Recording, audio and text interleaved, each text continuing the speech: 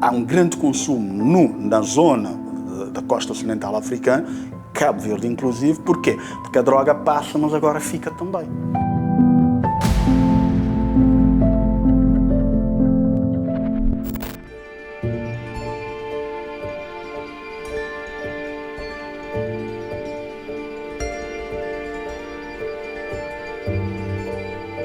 Que eu gostava de alguém que abusa de alguém que eu gostava.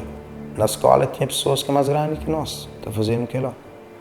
E ninguém aceitava aquilo lá. A minha era um bocadinho rebelde, também. Ainda los tiros. Pai na barriga que ele turva de ombro. Tinha 13 anos. E na 2006, não estava nessa fendi, a consumir, era uma boca noite. Depois tinha um lugar que sempre me roubava para trocava e que os materiais de construção para droga. Então é surpreendente pegar esse marão.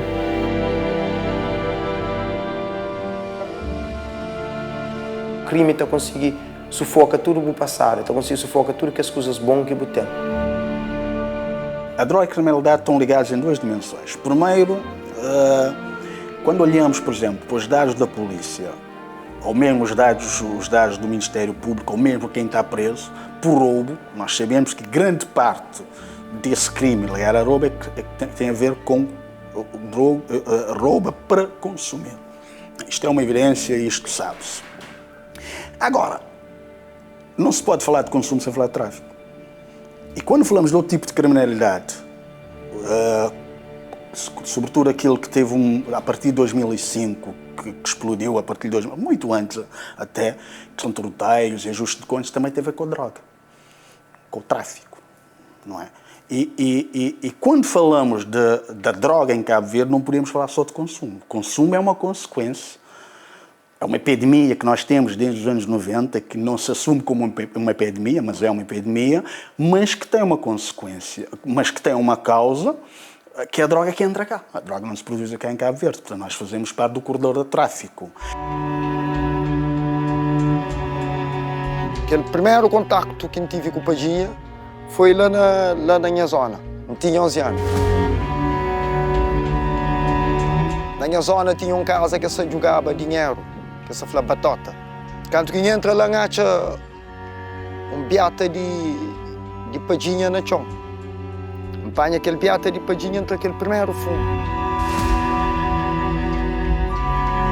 Hoje fala-se muito de que as crianças estão a drogar-se cada vez mais cedo, mas está errado. Sempre usaram droga cedo, não é? Hoje fala-se muito, e é verdade, da questão dos miúdos em situação de rua, mas já nos anos 90 havia esse problema, no tempo dos piratinhas. Estou a falar do início dos anos 90, não é? Era gente que era miúdos que estavam na rua, que usavam cola, muitos deles cheiravam cola e usavam crack, e usavam outros tipos de droga. Na altura, o combate, a prevenção, melhor dizendo, da droga estava ligado no Ministério da Justiça. Não era, estava no Ministério da Saúde, já é uma questão, já era criminalizado.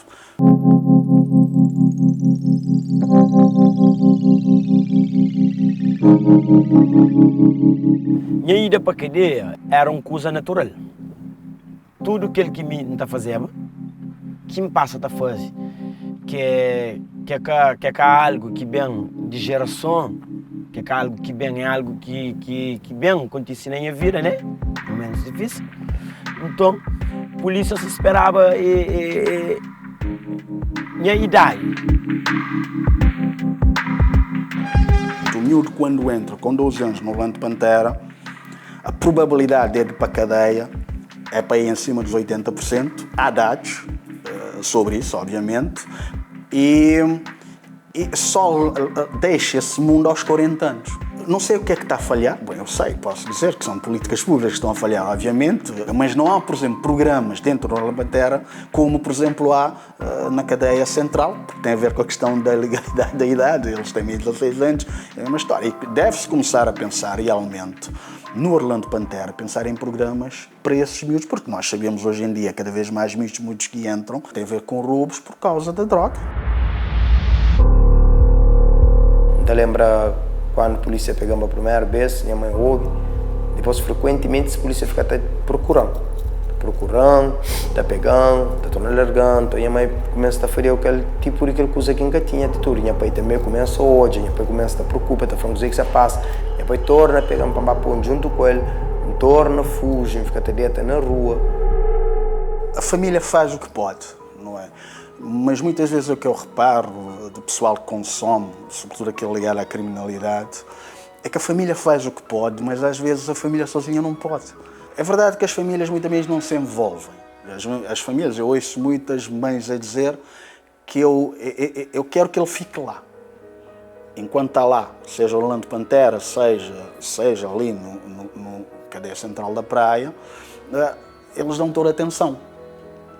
Elas dão toda a atenção, mas depois quando voltar para casa é um problema. A família cabo-verdiana não é uma família de afetos.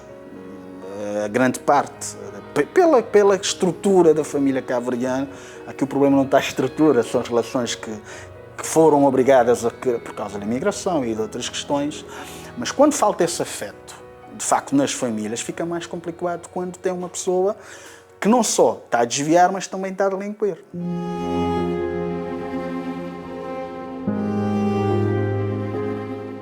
Não tinha um movimento de dinheiro, show. Está gastando tudo na droga. Era focada, era na droga. Fica entre barco, Santo Antão, está a fazer coisas mareadas naqueles barcos. Às vezes olha que é espanhol, que é português, troca dinheiro.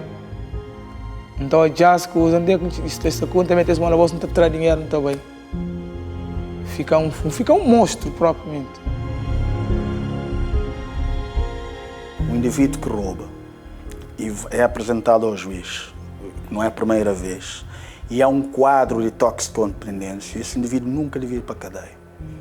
Esse indivíduo devia ser obrigado a ir para um tratamento, como alguns países fazem, ir para um tratamento, ou seja, uma coisa muito parecida com aquela lei, a lei do VBG, por exemplo. Pronto, é diferente, mas é preciso ali fazer umas adaptações, mas a pessoa tem que ir para um tratamento compulsivamente. O juiz decreta, não é? Porque na cadeia, sim, tem um programa, mas a droga circula também na cadeia, não é? E, portanto, eu acho que se o juiz mandar essa pessoa para um tratamento, é preciso criar condições, não há condições para isso, é verdade, mas se mandar, pelo menos está-se a descriminalizar e se calhar o estigma é menor.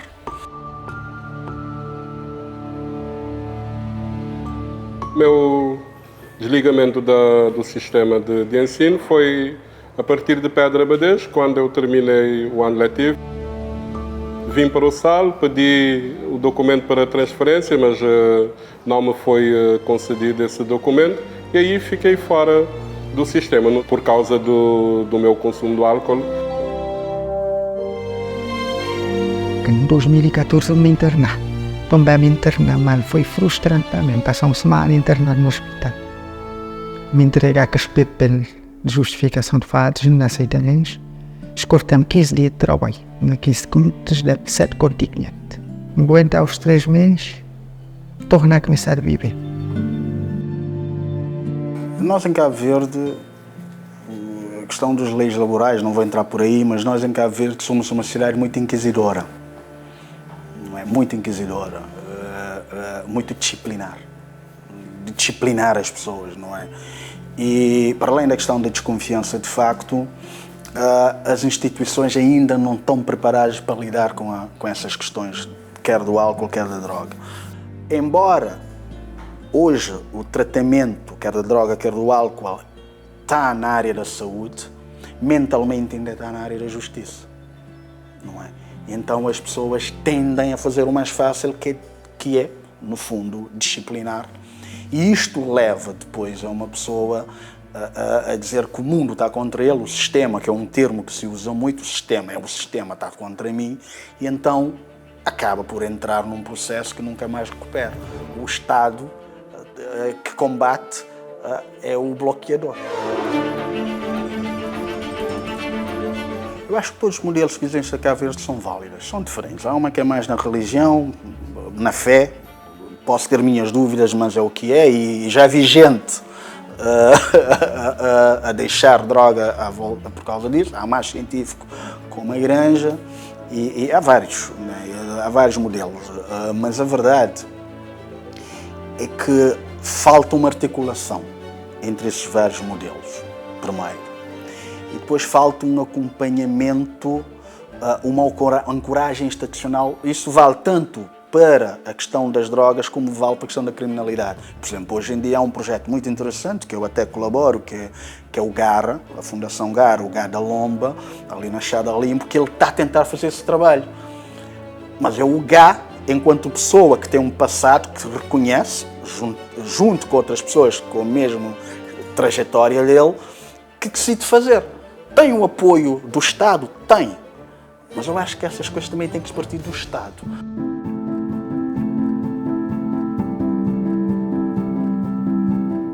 Tinha 3 dias sem dormir, portanto, era aquele dia que estava a ser o fim do meu dia, o fim da minha vida. Foi quando me encosta na cama, depois de um daqueles consumos, bem acorda no outro dia às 5 da tarde. Foi aquele dia que comecei à procura de ajuda.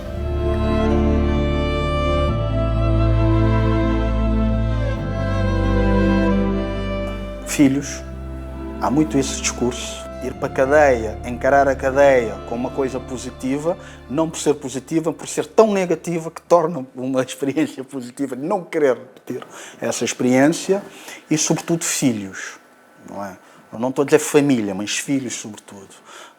Conheço muita gente, quer na criminalidade, quer no uso da droga, que por causa dos filhos acaba por repensar e fazer um esforço. Muitos não conseguem, porque não é só isso, às vezes só vontade não é suficiente, é preciso a base da família, do Estado e de tudo, e da sociedade no geral, porque nós também não ajudamos às vezes, mas ir para a cadeia, de facto, ou então há um terceiro ponto que eu conheço, que é estar quase a morrer.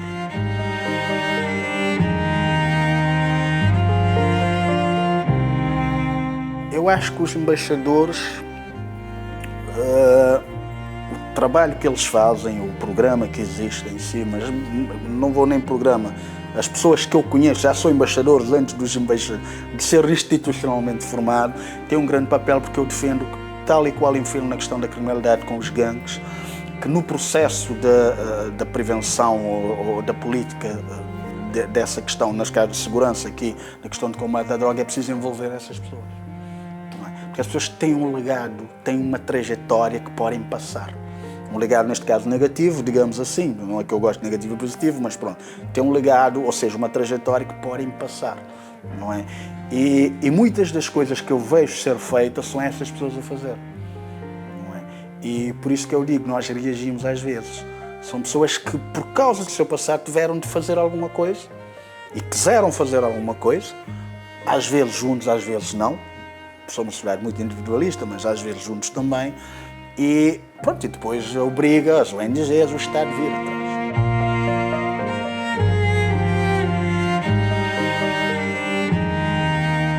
E temos que ser, sobretudo, uma mensagem mais geral, é que temos que ser compreensivos. Infelizmente nós não somos compreensivos, não é? Acho que a sociedade, no geral, precisa ser mais compreensivo com o pessoal que está nessa vida, porque muita gente pode estar lá porque quer, mas muita gente foi empurrada.